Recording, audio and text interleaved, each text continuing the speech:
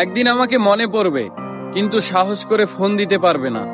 লজ্জায় নিজেকে সংবরণ করবে।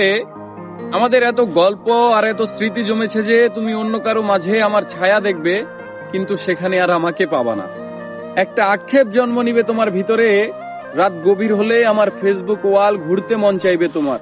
হয়তো সব বাধা ভেঙে মনের সাথে যুদ্ধ করে হলেও আমার প্রতিটি পোস্ট দেখবে, হাসবে, রাগ করবে, কিন্তু আমাকে সেই অনুভূতি বলতে পারবে না। এর চেয়ে আর বড় কষ্টের কি হতে পারে বলো? কোনো এক ভোরে কিংবা গভীর রাতে ঘুম ভেঙে ফোন চেক করে দেখবে আমার কোনো টেক্সট আছে কিনা।